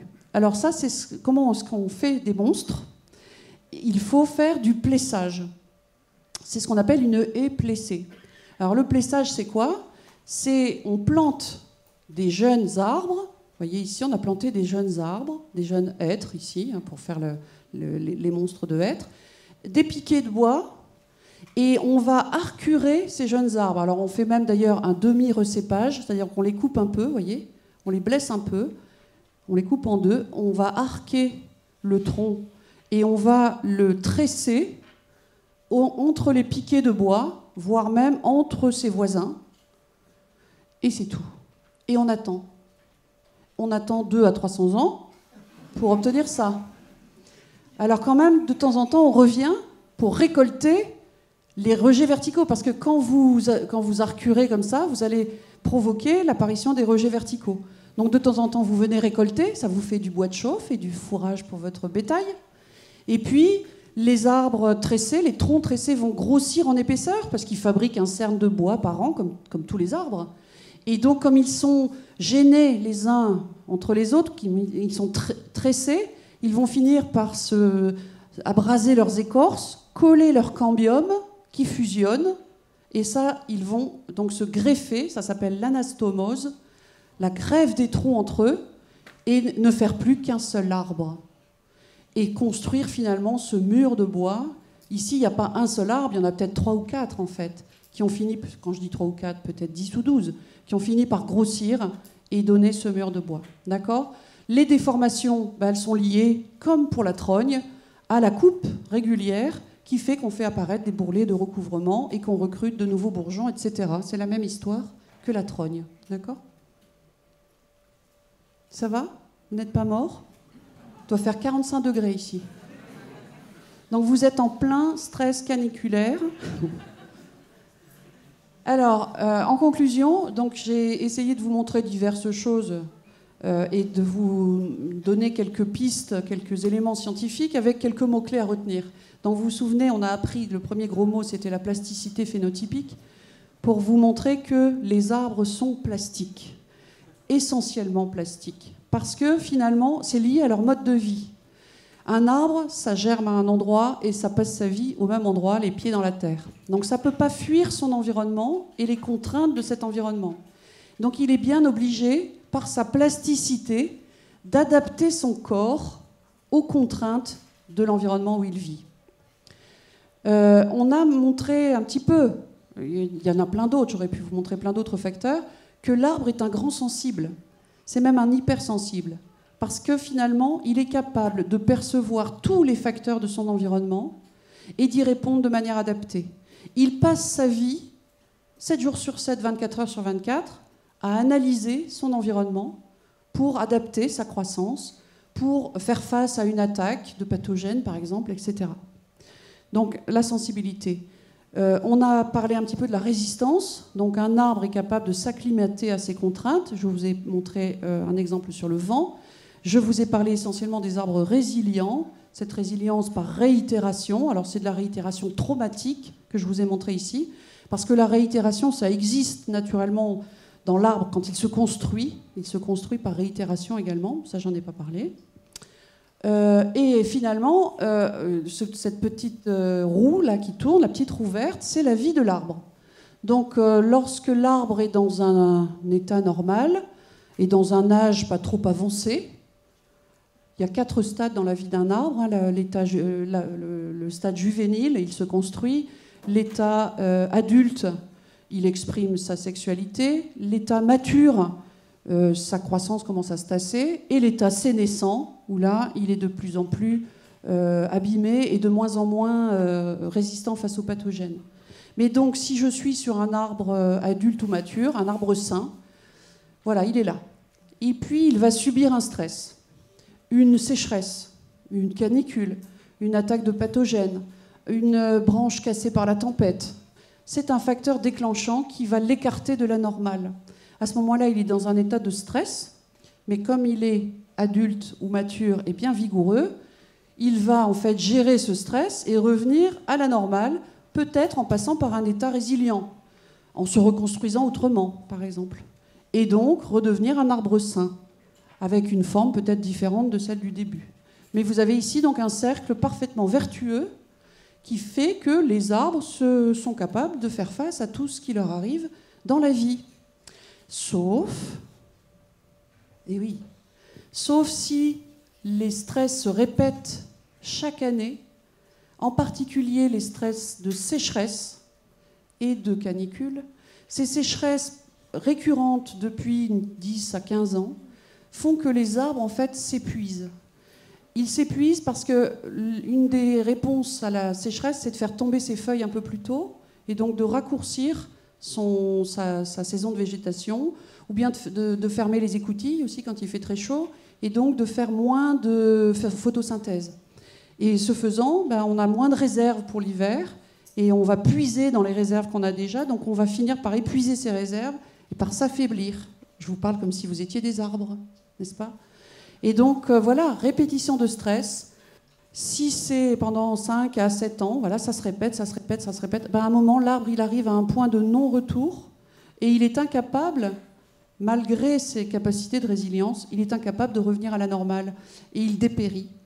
Et s'il dépérit, ça peut durer assez longtemps, mais c'est irréversible et il suffit d'un facteur aggravant pour conduire à la mortalité. Alors, par exemple, les arbres que je viens de vous décrire, ceux qui étaient épuisés par les sécheresses successives, il suffit d'une attaque de parasites, comme les scolites sur les épicéas, pour faire crever des hectares, des dizaines, des centaines d'hectares d'épicéas très rapidement. Ça, c'était la note pas drôle. Et donc, pour terminer, vous avez donc vu que cet arbre, un être fixé qui vit sous contrainte permanente, parfaitement adapté à son site, résilient face au stress, quitte à devenir un bizarbre. Mais finalement, le beau est toujours bizarre, a dit Charles Baudelaire. Et cette bizarrerie, c'est ce qui fait le sel de la diversité, que ce soit chez les arbres ou chez les hommes. Je vous remercie.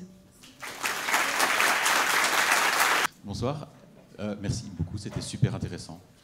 Et j'ai plein de questions, et je vais en choisir qu'une. Au vu de ce dernier graphique, je me posais la question, en absence de stress total, est-ce qu'un arbre, finalement, n'est-il pas éternel? Est-ce qu'il peut mourir de vieillesse? Et le cas échéant, qu'est-ce qui se passe en fait dans l'arbre? C'est une jolie question. C'est-à-dire finalement, effectivement, un arbre possède le secret de la vie éternelle. C'est-à-dire que dans ses bourgeons, dans ses pointes racinaires et sous son écorce, le cambium, il possède des zones de cellules souches éternellement juvéniles qui vont chaque printemps se remettre à se diviser pour allonger les branches, rajouter des feuilles, rajouter un cercle de bois. Théoriquement, s'il n'y avait aucun stress, mais ça, c'est pas possible, ça n'arrive pas. Parce qu'un arbre, même, il pourrait pousser indéfiniment. Alors, il atteint une certaine hauteur. La hauteur est quand même limitée et spécifique. Et surtout, il va ajouter du bois sur ses axes et devenir de plus en plus lourd. Et donc, il aura toujours des problèmes mécaniques. Il y a un moment où les branches maîtresses seront trop lourdes. D'ailleurs, il y a des arbres comme ça qui finissent par poser les branches au sol. Certains même se marcotent, s'enracinent. Le chêne fait ça. Les platanes sont très forts pour faire ça. Comment ça s'appelle, les tuyas géants. Voilà. Mais bon, il y aura quand même toujours des problèmes. Donc, de toute façon, un arbre est mortel. C'est la définition même du vivant. Et vivant, ce qui peut un jour mourir. Donc, il mourra de toute façon. Par contre, effectivement, s'il a une vie où, comment dire, où les stress ne se répètent pas d'année en année, je pense aux sécheresses en particulier, hein, le réchauffement climatique, le changement climatique fait que les sécheresses sont maintenant récurrentes, les températures sont fortes chaque été. Subir 45 degrés quand on est un arbre et qu'on n'est pas adapté à ça, c'est difficile quand même. Donc cette répétition de stress permanente, ça va affaiblir l'arbre de toute façon. Mais théoriquement, oui, la vie éternelle, elle est là dans ces méristèmes. Vous vous rendez compte quand même que dans un arbre, par exemple le tilleul que je vous montre qui a plus de 300 ans, il a, cet arbre, des cellules qui sont nées il y a 300 ans, et dans le cœur de son tronc, là où c'est pas encore dégradé, et il a des cellules qui sont nées il y a 1 heure, dans ses bourgeons, dans ses pointes racinaires. Donc c'est un mélange à la fois de vieillard et un mélange de jeunesse, quoi.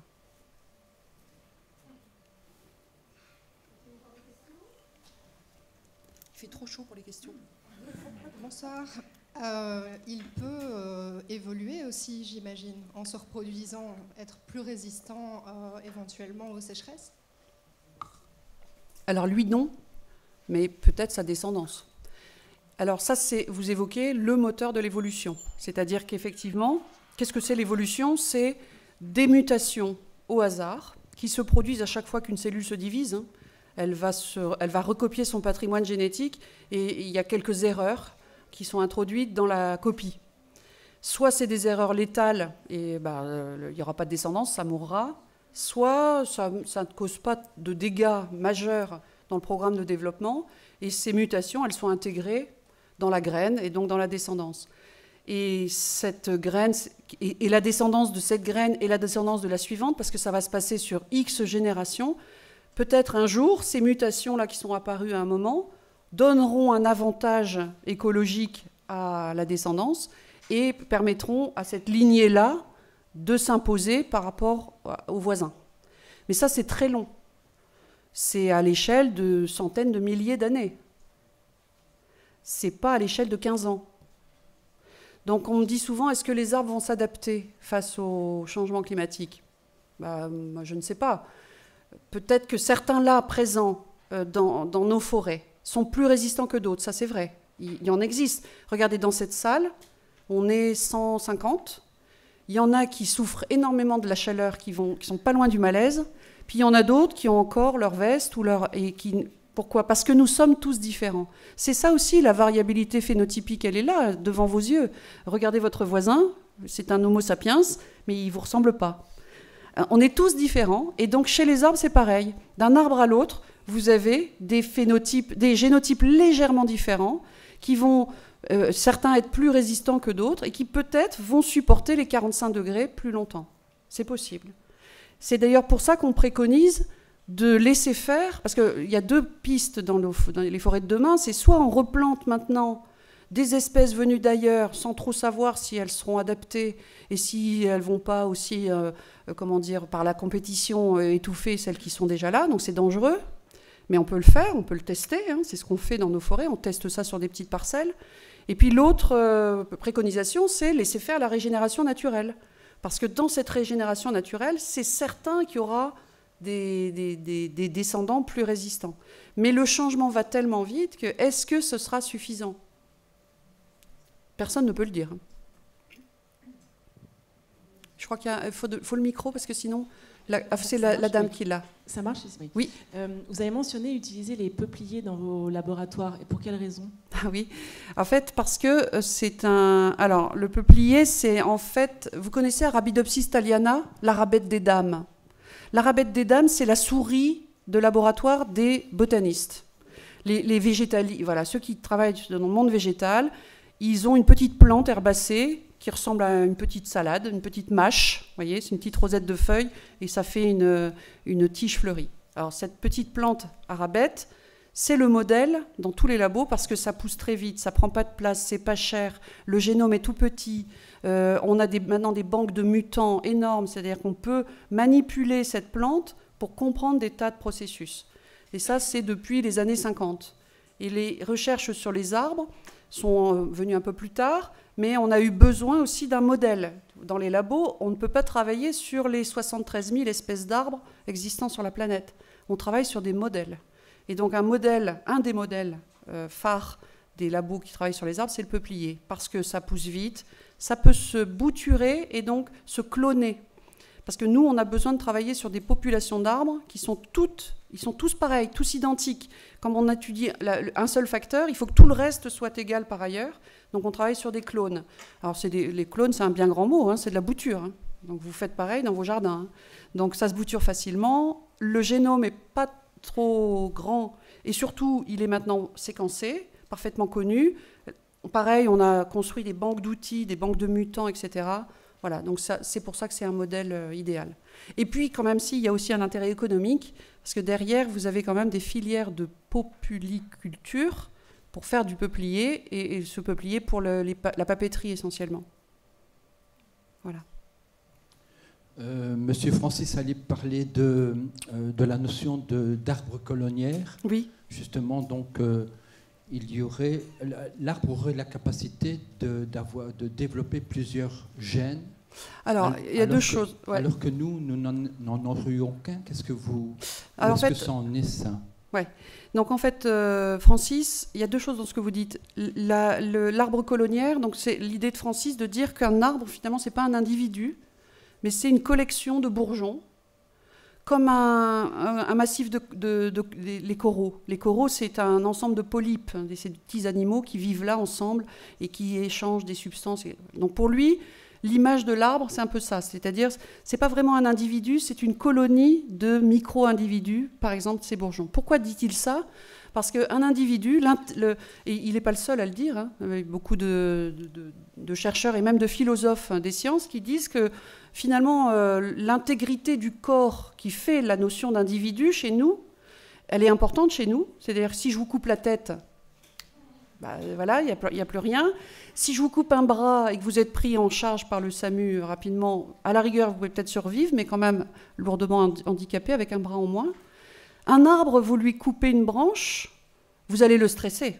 Mais il va se reconstruire parce que finalement, il n'y a pas d'intégrité du corps. Il est capable de repousser d'ailleurs, de ses bourgeons cachés sous l'écorce, etc. Ça, c'est l'arbre colonnière.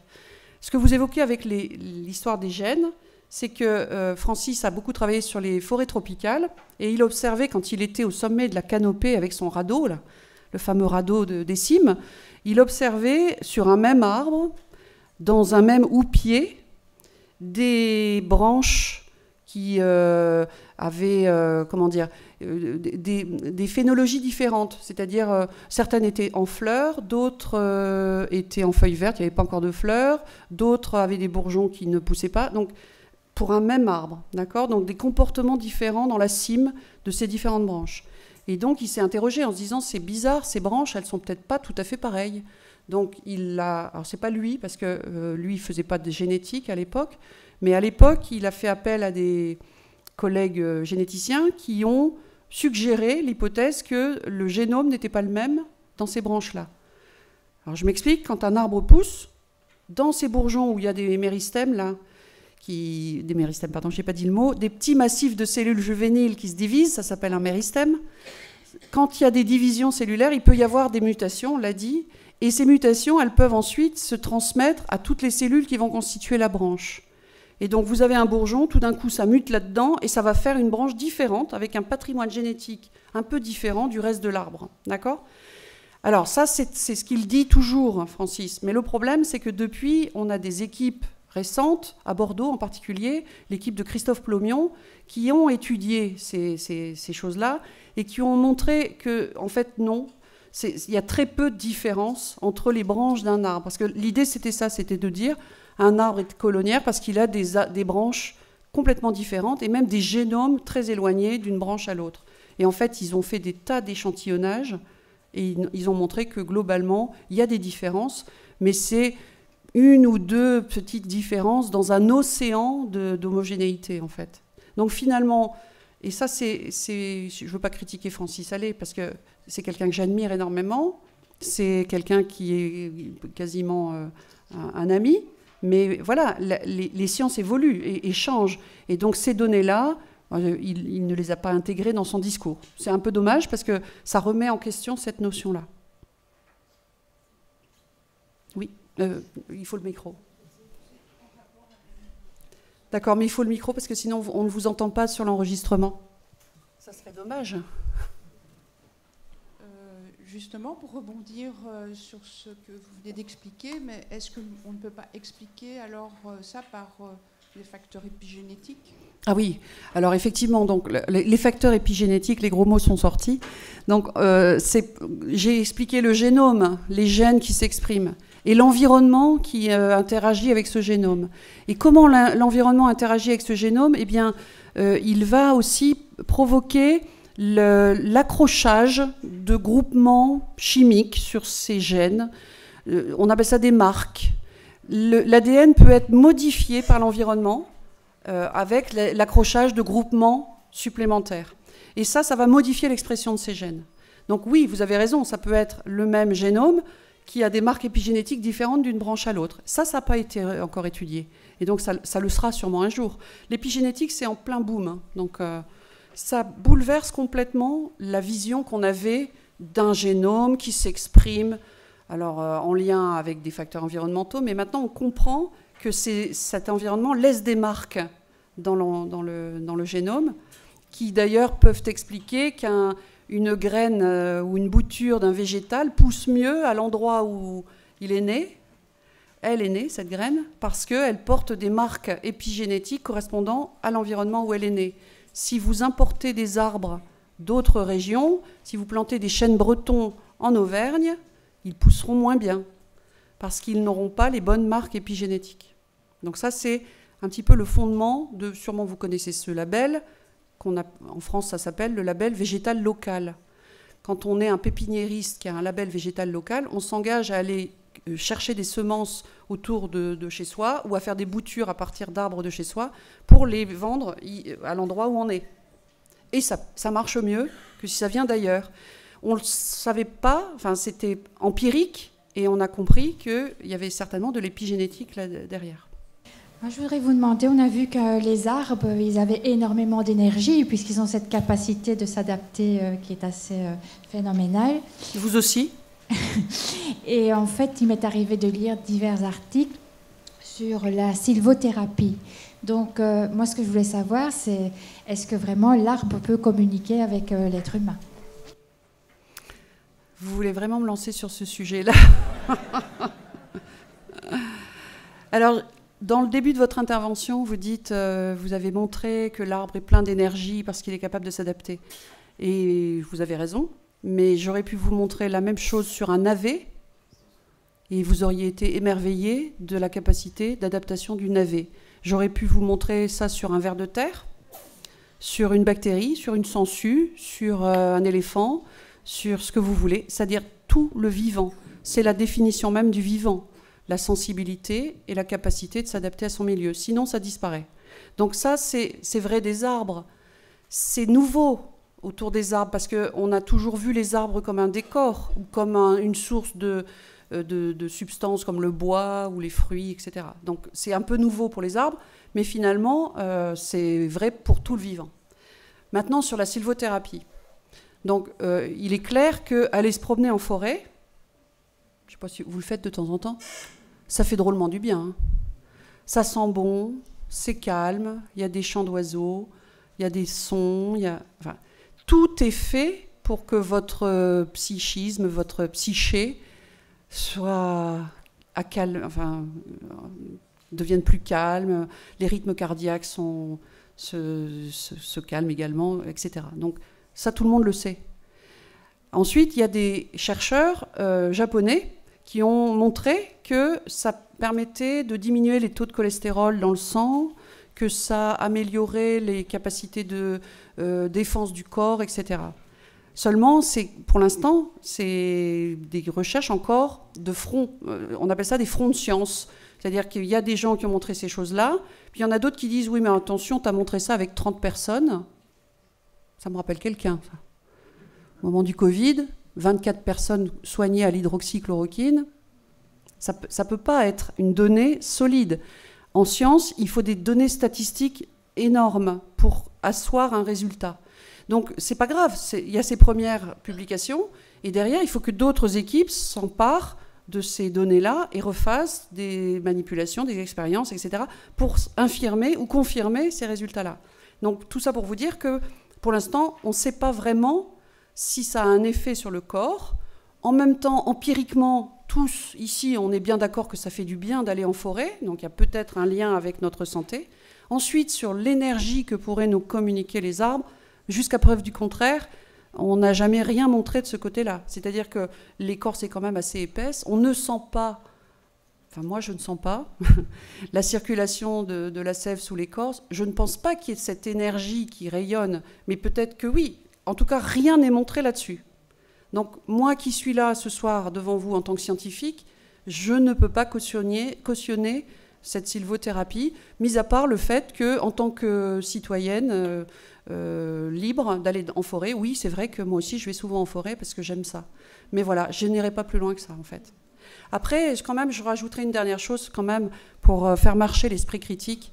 Je pense qu'à partir du moment, je m'excuse pour les sylvothérapeutes qui sont dans la salle et qui emmènent des groupes en forêt, à partir du moment où on fait payer quelqu'un pour aller l'emmener faire une balade en forêt, bah, posez-vous des questions quand même. Parce que la forêt, c'est gratuit. Hein. Vous pouvez aller en forêt gratuitement. Alors vous allez me dire, ben oui, mais moi je connais rien, et peut-être que cette personne va m'apprendre des choses. C'est vrai. Là, c'est un peu mieux déjà. Parce qu'à ce moment-là, il y a un but, éducation, balade scientifique, pourquoi pas. Mais là aussi, dans toutes les associations, enfin j'imagine en Belgique c'est pareil, mais moi en France, les fêtes des arbres, d'ailleurs j'ai jamais compris la fête de l'arbre, parce qu'il y en a toute l'année, et c'est super. Mais dans les fêtes des arbres, dans les fêtes de village, dans les fêtes associatives, c'est très souvent qu'on me demande de venir, de faire une balade scientifique, montrer des choses sur les arbres, et évidemment que les gens ne payent pas. Alors les terpènes et les phytoncides, donc ces terpènes et phytoncides, c'est tout ce qu'on appelle les métabolites secondaires qui sont produits par les arbres. Donc effectivement, un arbre, mais les plantes en général, hein, je ne vous ai pas dit, mais une plante, un arbre, c'est Céveso, hein, c'est une usine chimique. Ça produit énormément de substances chimiques qui sont beaucoup volatiles, donc émises dans l'air, et qui servent également dans l'arbre. Dans ces substances, vous avez toutes les couleurs des fleurs, les parfums, les senteurs que vous sentez dans la forêt, etc. Le terme de phytoncide que vous citez, c'est un mot qui date de 1920 et quelques. Hein, donc c'est un mot français pour désigner ces composés-là. J'aime pas bien ce mot parce que dans phytoncide, il y a cide. Et ça fait le truc qui tue, quoi. Alors ça fait un peu peur. Alors pourquoi ? Parce que, en fait, c'est vrai que dans ces substances-là, il y a beaucoup de substances de défense de l'arbre. Parce que l'arbre, quand je vous dis que c'est une usine chimique, il y a beaucoup de ces substances qui sont là pour repousser les agresseurs, repousser les champignons, les bactéries, etc. Donc, oui, vous les sentez dans l'air. Peut-être ont-ils un effet mesurable sur votre rythme cardiaque, le taux de cholestérol, etc. Mais pour ça, il faudra des données statistiques plus importantes pour asseoir le résultat. Voilà. Vous savez aussi que par forte canicule, alors on dit qu'il faut planter des arbres dans les villes, et c'est vrai, parce qu'il faut rafraîchir les villes. Mais le problème, c'est que plus on met d'arbres, et plus on aura de composés organiques volatiles dans l'air. Et on a montré, et ça, il y a plein de publis là-dessus, par exemple à Berlin, vous avez une forêt urbaine, carrément une forêt, hein, certains pics caniculaires, on pense, alors pour l'instant c'est qu'il y a une corrélation, mais cause des problèmes de santé très graves à certaines personnes sensibles. Donc c'est bien les arbres, et puis des fois, ce sont des usines chimiques, je le répète. Au Japon, ils ont planté des bouleaux dans les villes parce qu'ils absorbaient énormément de poussière. Oui, alors, c'est pas qu'ils absorbent des poussières, mais c'est que ces arbres-là sont capables d'épurer l'air. Enfin, voilà, en absorbant cet air et en rejetant de l'oxygène, il y a une sorte d'épuration d'air. Ils sont capables aussi d'épurer le sol, hein, les bouleaux en particulier. Vous avez vu sur les terrils, c'est beaucoup de bouleaux qui poussent naturellement, spontanément. Pourtant, c'est des sols hyper pollués. Et là, le bouleau, oui, il est capable de survivre à ça. Ouais. Oui. Oui, voilà. Merci pour votre exposé d'abord, c'était très intéressant. Et j'ai une question de total néophyte, mais vous avez montré donc des arbres tronçonnés sur le long d'un chemin qui pouvaient continuer à bourgeonner. Mais donc, Je ne comprends pas. Donc un arbre qui n'a plus ses racines peut continuer à vivre et à se développer. Bon, ça ne va pas durer longtemps, hein, parce que justement, il n'a plus ses racines. Mais quand ils ont tronçonné cet arbre, je pense que c'est dans les semaines qui suivent, dans les mois, enfin voilà, c'est dans l'année qui suit, le cambium prolifère, il se met à fabriquer ses nouveaux bourgeons.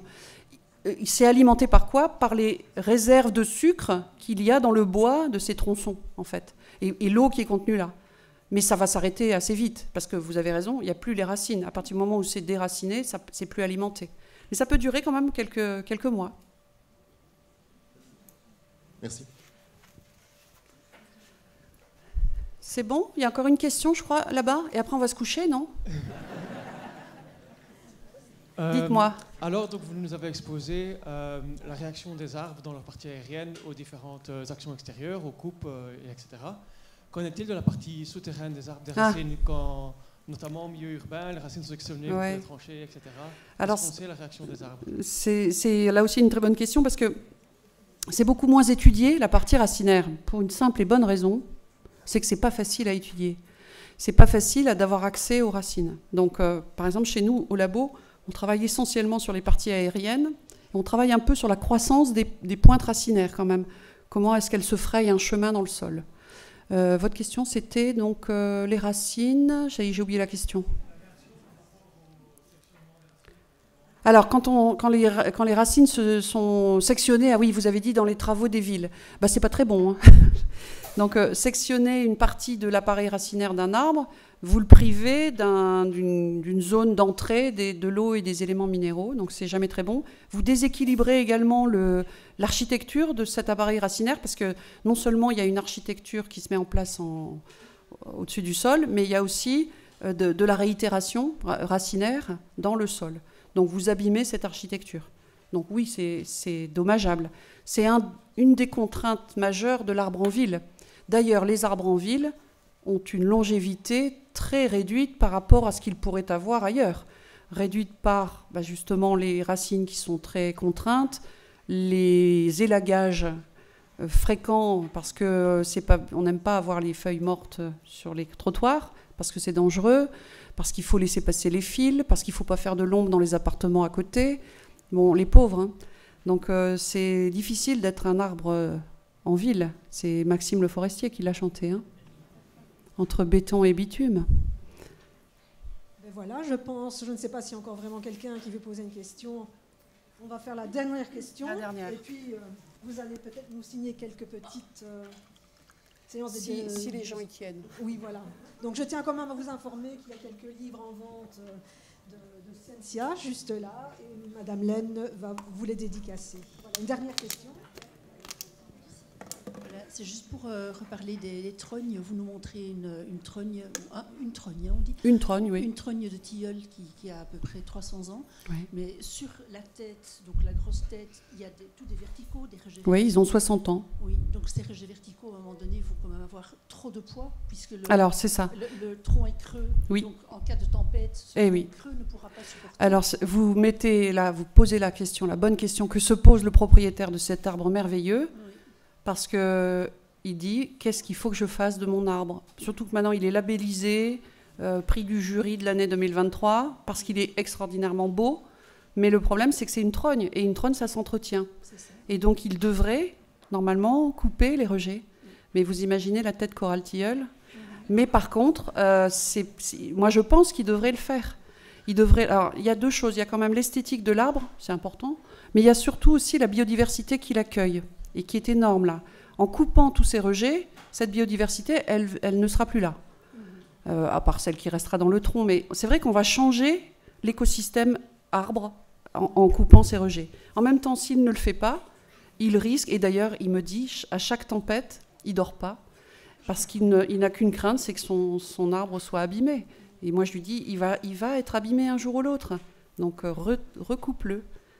Puis il y en a d'autres qui lui disent, non, tu ne peux pas faire ça, il est trop beau. Bah oui, mais c'est une trogne. Okay, voilà. Donc je ne sais pas ce qu'il décidera, je vous tiendrai au courant. Merci à tous. Merci Madame Laine.